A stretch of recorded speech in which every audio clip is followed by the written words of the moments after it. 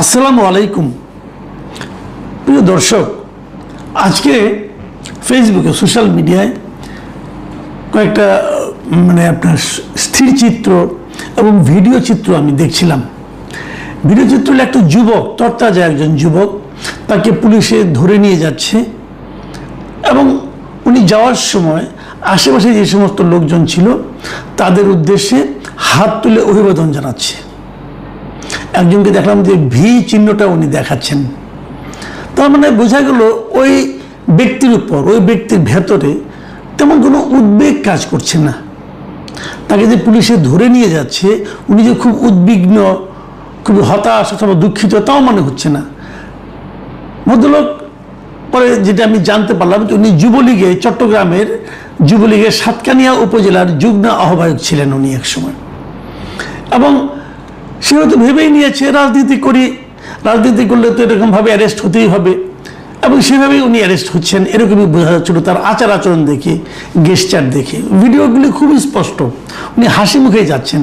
এবং ওনাকে যে মামলায় অ্যারেস্ট করা হয়েছে সেটা হলো 2024 সালের চট্টগ্রামের সাতকানিয়া থানার একটা বিস্ফোরক আইনের একটা মামলায় তাকে গ্রেপ্তার করা হয়েছে। মানে 2024 সালে যখন এই মামলাটা হয়, বিস্ফোরক মামলাটা হয়, সেই মামলায় উনি যে একদম লিপিবদ্ধ, প্রথমে এজাহারভুক্ত আসামি সম্ভবত তা নয়, আরও অনেকে থাকে না, ওই হিসেবে উনি যুক্ত হয়ে গেছেন আর কি। এটা আমি কেন ভাবছি সেটা আমি বলি। ভাবছি এই কারণে, উনি কিন্তু স্বাভাবিক জীবনযাপনই করছিলেন। ওনার ভাই বলছিলেন একটা পত্রিকাকে যে এলাকায় একটা জমি নিয়ে বিএনপি এবং জামাতের কয়েকজন স্থানীয় নেতার সঙ্গে তাদের একটা বিরোধ ছিল, এবং সেই বিরোধ নিষ্পত্তির জন্য ওই ভদ্রলোক মিস্টার নুরুল আলম তিনি ওই সাতকানিয়া ভূমি অফিসে গিয়েছিলেন শুনানি করার জন্য। এরকম কিন্তু ভূমি নিয়ে ঝামেলা হলে শুনানির জন্য তারা ডাকে ভূমি অফিস, সেখানে উনি গিয়েছিলেন শুনানির জন্য, এবং সেখানে থেকে তাকে ধরে নিয়ে যাওয়া হয়। তার মানে ওনার ভাইয়ের বক্তব্য থেকে মনে হচ্ছে যাতে শুনানিতে যে অংশ নিতে গিয়েছে এবং বিরোধের এই বিরোধটাকে প্রেশার দেওয়ার জন্য অথবা অন্য কোনো কারণে তাকে ওইখান থেকে ধরে নেওয়া যাওয়া হয়েছে। 2024-এর মামলা 2026-এ ওনাকে গ্রেপ্তার করা হইল।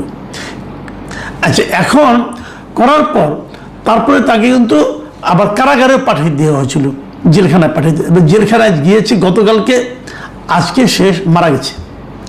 এই যে ঘটনাটা, বুধবার সকালে তাকে, সে নাকি অসুস্থ হয়ে পড়ছিল কেন্দ্রীয় কারাগারে, সেখান থেকে তাকে হাসপাতালে নিয়ে যাওয়া হয় এবং ডাক্তার তাকে মৃত ঘোষণা করেন।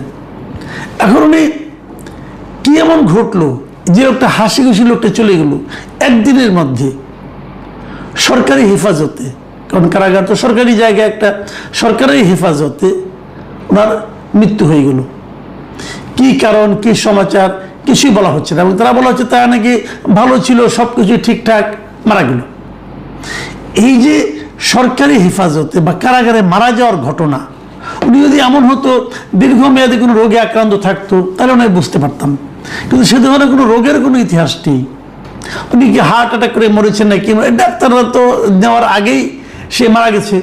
ওনার নাকি সকালবেলা কোনো শ্বাস নিতে কষ্ট হচ্ছিল, তার মানে হৃদরোগ হতে পারে, বুকে নাকি হঠাৎ ব্যথা অনুভব করেছে। এগুলি সবই কিন্তু ওই সরকারি যারা লোক আছে তাদের বক্তব্য।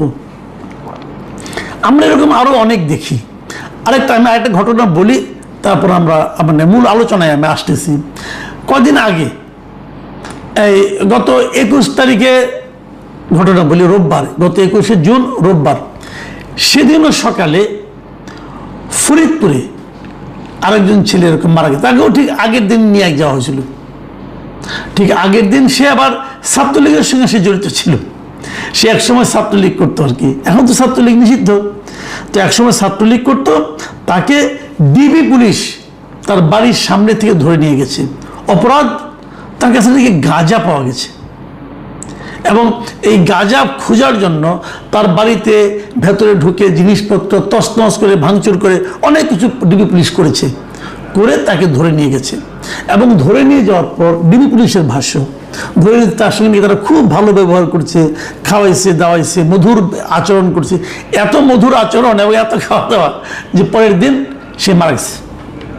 এবং পুলিশ বলছে নাকি মস্তিষ্কে রক্তক্ষরণের মাধ্যমে মারা গেছেন।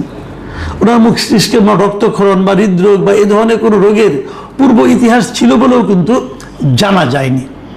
এখন পুলিশের কাছে যাওয়ার পরে উনি হঠাৎ করে এই রোগে আক্রান্ত হলেন এবং তারা মারা গেলেন।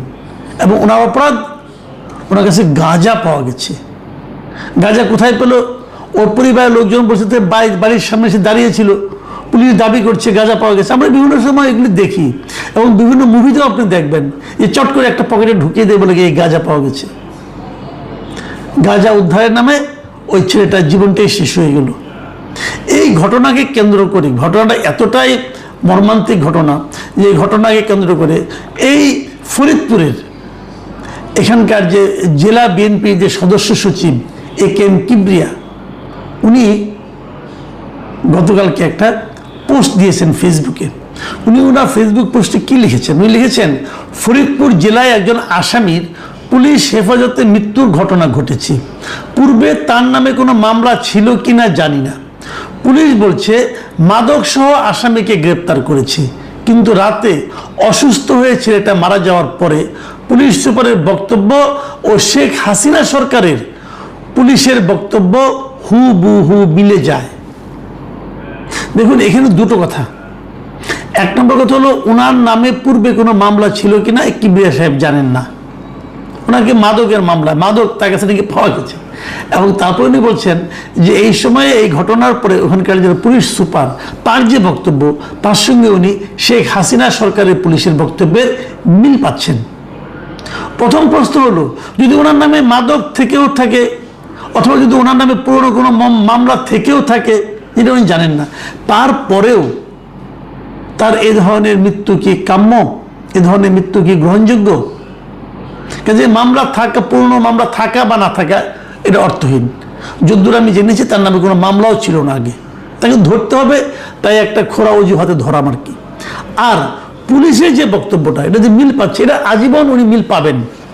এটি কিবরিয়া সাহেবের অবাক হওয়ার কিছু নাই।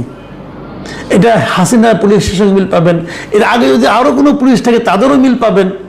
আসলে সরকার পরিবর্তন হয়েছে, পুলিশের মন মানসিকতার কোনো পরিবর্তন হয় নাই।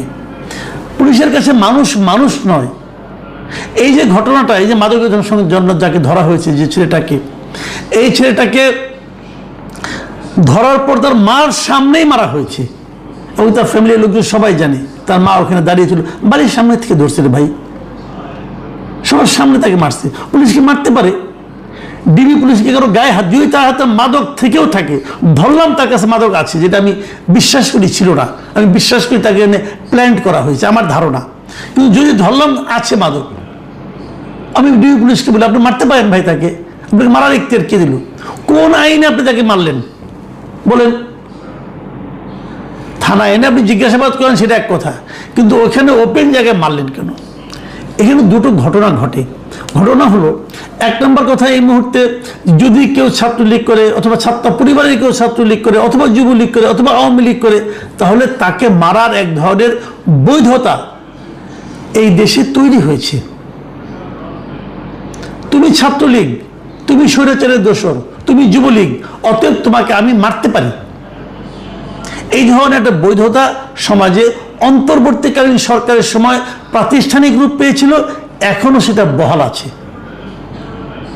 যেটা আমরা আওয়ামী লীগের প্রতিষ্ঠা বার্ষিকী উপলক্ষে যে অনুষ্ঠানে কোনো আয়োজনই হয় নাই, তাকে কেন্দ্র করে আমরা বিভিন্ন জায়গায় দেখেছি এবং সাংবাদিককেও প্রভাবিত হতে দেখেছি। এটা গেল একটা দিক। দ্বিতীয় আরেকটা দিক হলো, এই যে পুলিশগুলি যারা ধরেছে, এই যে 12-13 জন গিয়েছিল ওখানে, যিনি ওসি ছিলেন, আচ্ছা এদের নিয়োগ কি অন্তর্বর্তীকালীন সরকারের আমলে হয়েছে অথবা বিএনপি সরকারের আমলে হয়েছে? হয়নি। কিন্তু এদের কিন্তু নিয়োগ হয়েছিল আওয়ামী লীগ আমলেই অথবা তারও আগে। এবং ওই গত 15 বছর আওয়ামী লীগের শাসন আমলের 15 বছর এই পুলিশ কিন্তু নানাভাবে এই ধরনের আচরণ বিএনপির উপর করতো, জামাতের উপর করতো, করে তারা প্রমাণ করার চেষ্টা করতো আওয়ামী লীগ গভর্নমেন্টের কাছে যে তারা কতটা আওয়ামী প্রেমী। এবং তারা এখন প্রাণপণে চেষ্টা করছে প্রমাণ করার জন্য যে আওয়ামী লীগের লোকদেরকে মেরে ধরে হত্যা করে পিটিয়ে প্রমাণ করার চেষ্টা করছে যে আমরা কতটা বিএনপির লোক হয়ে গেছি অথবা কতটা জামাতের লোক হয়ে গেছি। এই পুলিশ কিন্তু পেশাদার পুলিশ না। এই পুলিশ হলো পেশাদারিত্বের মাধ্যমে, পেশাদারি বলবো না আমি, একটি পেশাদার সন্ত্রাসের মতো তাদের আচরণ।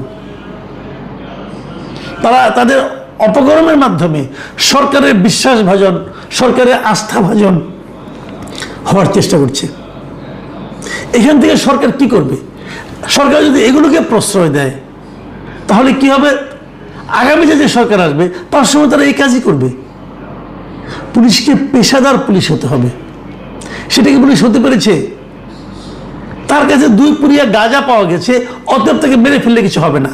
ওসিকে প্রত্যাহার করা হয়েছে, ধরা যাক কি হলো, ওসিকে প্রত্যাহার হলো, যে যার জান গেল সে ফিরে আসবে, তার ফ্যামিলি সেই শোক শেষ হবে। ওসিকে প্রত্যাহার করা হয়েছে, এটা কোনো শাস্তি? ওসিকে প্রত্যাহার করে আপনি আরেক জায়গায় তাকে পোস্টিং দেবেন 2 দিন পরে। কিন্তু এই যে একটা হত্যাকাণ্ড ঘটলো, এর প্রতিকার কিভাবে সম্ভব? এই তাকে প্রত্যাহার করা হয়েছে, এই সংবাদ শোনার পর এদেশের সব মানুষ কি শান্তি পাবে যারা এই নিউজ পড়বে? অথবা যে বিএনপির নেতায় বিবৃতি দিয়েছেন উনিও কি স্যাটিসফাইড হবেন? এই প্রশ্নগুলি কিন্তু থাকবে রে ভাই। আজকে আরেকটা জিনিস দেখলাম, বগুড়ার একজন ডাক্তারকে, যিনি নাকি এলাকায় গরিবের ডাক্তার নামে পরিচিত, তাকে গ্রেপ্তার করা হয়েছে। তাকেও পুরনো একটা মামলা, সন্ত্রাসী মামলা দেখে তাকে গ্রেপ্তার করা হয়েছে। এইভাবে আইনের শাসন প্রতিষ্ঠিত হবে? আমি সরকারকে, সরকারের সংশ্লিষ্ট মন্ত্রণালয়কে এই প্রশ্নই করতে চাই, ভাই আইনের শাসন প্রতিষ্ঠা আর এগুলো ঘটতে দেওয়া এক কথা নয়। যদি এগুলি ঘটে তাহলে মনে রাখবেন পুলিশ এই কালচারটাই শিখে যাচ্ছে, এবং এই কালচারটা কিন্তু আপনাদের জন্য এতদিন প্রয়োগ করা হয়েছিল, আগামী দিনেও আপনাদের জন্য এগুলি প্রয়োগ করা হবে। এটা কতদিন চলবে? মিউজিক্যাল চেয়ারের মতো। প্রিয় দর্শক, এখন এ পর্যন্তই।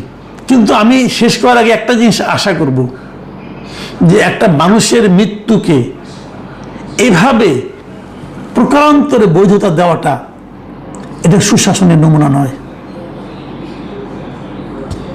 আল্লাহ হাফিজ।